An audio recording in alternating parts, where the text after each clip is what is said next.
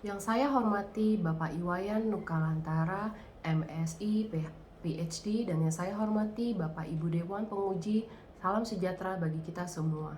Perkenalkan, saya Florida Elizabeth dari kelas eksekutif 47 UGM Kampus Jakarta.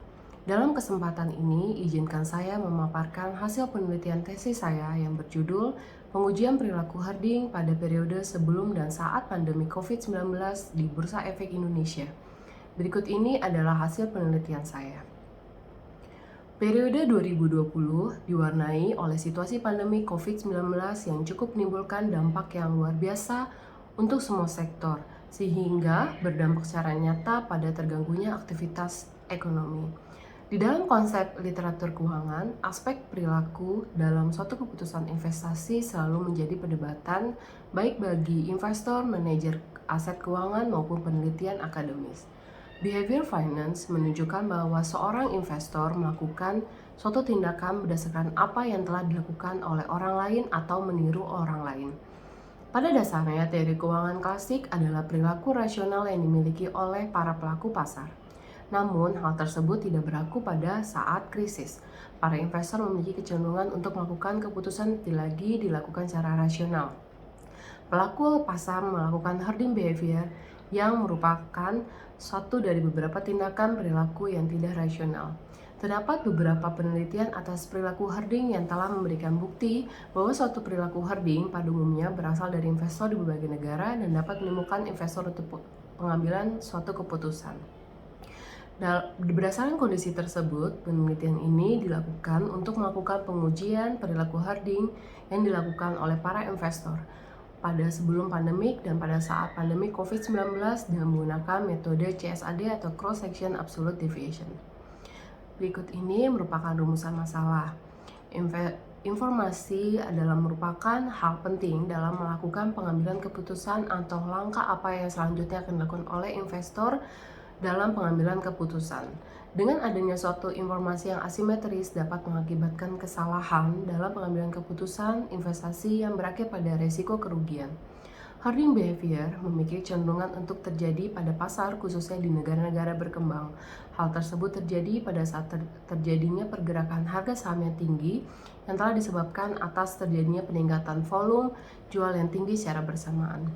Dengan menggunakan 2 tahun yang berbeda yaitu tahun 2019 dan 2020, penelitian ini dilakukan untuk menjawab pertanyaan apakah terdapat tekanan pada pasar, di mana tekanan pada pasar ini tentunya berkaitan erat dengan perilaku herding di tanah air. Berdasarkan rumusan masalah tersebut, maka pertanyaan penelitian ini adalah apakah terjadi perilaku herding pada periode sebelum dan saat pandemi COVID-19, apakah terdapat perilaku herding pada periode sebelum dan saat pandemi COVID-19 pada pasar bullish dan pasar bearish. Berdasarkan rumusan masalah dan pertanyaan penelitian ini, maka tujuan penelitian ini adalah untuk menguji perilaku herding pada periode sebelum dan saat pandemi COVID-19 dan menguji perilaku herding pada periode sebelum dan saat pandemi COVID-19 khususnya pada pasar bullish dan pasar bearish. Berikut ini merupakan teori yang digunakan sebagai pendukung penelitian, antara lain pertama adalah pasar modal. Pasar modal memiliki peran yang sangat penting dalam perekonomian dalam suatu negara. Hal tersebut dikarenakan pasar modal sendiri memiliki dua fungsi, yang antara lain adalah sebagai fungsi ekonomi dan fungsi keuangan. Behavior finance menurut Boddy et al. Pada tahun 2006 adalah merupakan teori keuangan konvensional yang mengabaikan bagaimana seharusnya manusia dalam melakukan pengambilan keputusan dan dalam setiap pengambilan keputusan yang berbeda. Pada saat ini, banyak para ekonom mengartikan literatur anomali merupakan tampilan tidak rasional dari individu ketika menghasilkan keputusan yang rumit. Sprout pada 2013 menyatakan bahwa informasi yang minim pada pasar mengakibatkan perilaku herding yang dapat dilakukan oleh para investor. Sehingga perilaku herding adalah merupakan perilaku investor yang tidak rasional dikarenakan keputusan investasi seorang investor adalah berdasarkan dengan melihat tindakan investor lain atau dengan kata lain ikut-ikutan. Terdapat 4 penyebab terjadinya herding menurut Cheng Corona pada tahun 2000, antara lain investor melakukan pengolahan informasi yang sama, prudent, liquid, dan better know adalah merupakan ciri-ciri umum. Investor pada umumnya hanya melihat saham dengan melakukan pertimbangan ciri-ciri tersebut. Yang ketiga, dengan menjaga reputasi, para manajer investasi memiliki kecenderungan untuk saling mengikuti langkah transaksi yang akan dilakukan. Dan yang terakhir, para sesama manajer investasi pada umumnya melakukan valuasi harga saham antar sesama manajer investasi. Kramer dan Notes pada tahun 2012 menyatakan terdapat dua jenis hoarding behavior, antara lain adalah intensional atau dengan sengaja mengikuti perilaku dan keputusan investor lain, dan yang kedua adalah unintentional, adalah dengan tidak sengaja mengikuti perilaku keputusan investor lainnya. Dell Ensign pada 2020 menyatakan bahwa pandemi COVID-19 memberikan dampak guncangan pada perekonomian di seluruh dunia. Dalam penelitian ini terdapat berbagai pelemahan kinerja pada pasar saham dikarenakan terjadinya pandemi COVID-19 sehingga menimbulkan kepanikan pada kalangan para penjual dan para pembeli pada pasar saham. Hal tersebut juga terindikasi pada pasar saham di Indonesia. Berikut ini merupakan penelitian terdahulu. Yang pertama adalah penelitian dilakukan hoarding selama periode krisis, di mana dilakukan oleh Christine dan Huang pada 1995, dengan pada saat kondisi market stress di pasar saham Amerika, melakukan penelitian terhadap perilaku hoarding sehingga menghasilkan metode CSSD atau Cross Section Standard Deviation. Dan yang kedua, dalam metode CSSD tersebut ditambahkan dengan pendekatan non-linear, kemudian dirumuskan pendekatan baru bernama metode CSAD yang dilakukan oleh Chang, Cheng, and Corona pada tahun 2000. Dan berikut ini merupakan penelitian perilaku hoarding selama periode pandemi COVID-19 yang telah menjadikan dasar dalam hipotesis. Dengan berdasarkan yang terdahulu, maka hipotesis yang dapat dikemukakan adalah hipotesis pertama, terdapat perilaku hoarding pada periode sebelum pandemi COVID-19. Hipotesis kedua, terdapat perilaku hoarding pada periode pandemi COVID-19. Hipotesis ketiga, terdapat perbedaan perilaku hoarding pada periode sebelum pandemi COVID-19 pada pasar bullish dan pasar bearish. Dan yang hipotesis keempat, terdapat perbedaan perilaku hoarding pada periode pandemi COVID-19, pasar bullish dan pasar bearish. Dalam penelitian ini, populasi yang digunakan adalah seluruh saham yang terdaftar di Indeks Kompas 100 pada Bursa Efek Indonesia untuk periode pengamatan dengan menggunakan metode purposive sampling. Variabel yang digunakan variabel independen, dispersi atau dispersion absolute atau CSAD, dan variabel independen adalah return pasar.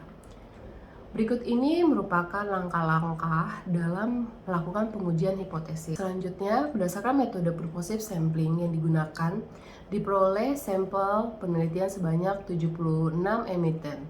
Untuk emiten yang terdaftar di Kompas 100 selama periode pengamatan sebelum dan saat pandemi. Berikut ini merupakan analisis statistik deskriptif pada kondisi keseluruhan sebelum pandemik dan kondisi saat pandemik. Selanjutnya merupakan analisis statistik deskriptif pada kondisi saat bearish dan saat bullish. Berikut ini merupakan hasil uji beda sebelum dan saat pandemi COVID-19 pada kondisi bullish dan kondisi bearish. Alat uji beda dengan menggunakan one way ANOVA dengan post-host test dengan menggunakan LSD dengan tingkat signifikansi 95%.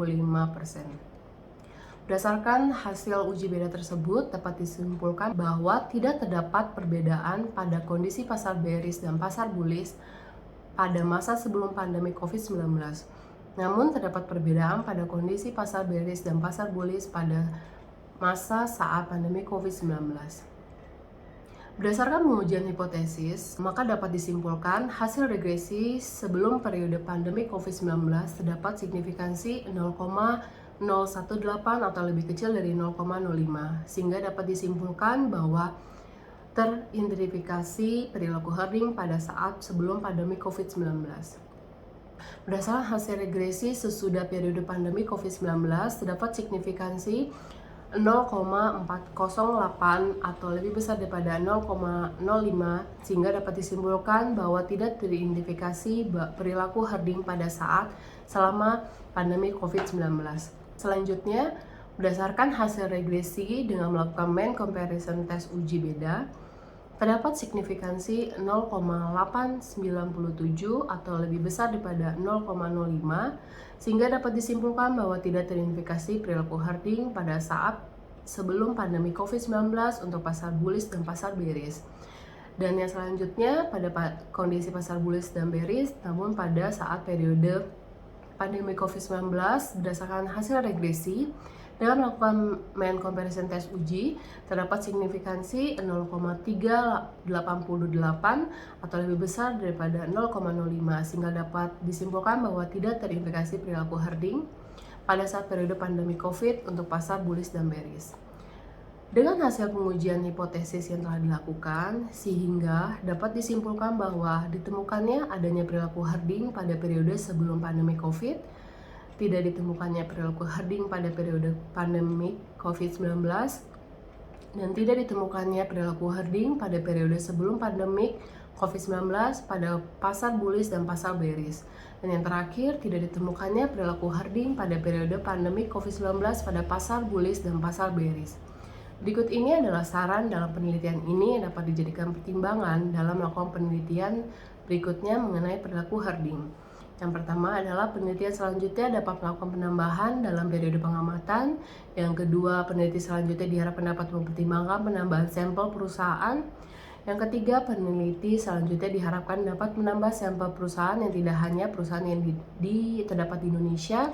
Dan yang terakhir, penelitian selanjutnya diharapkan dapat menambahkan metode dalam mendeteksi perilaku herding.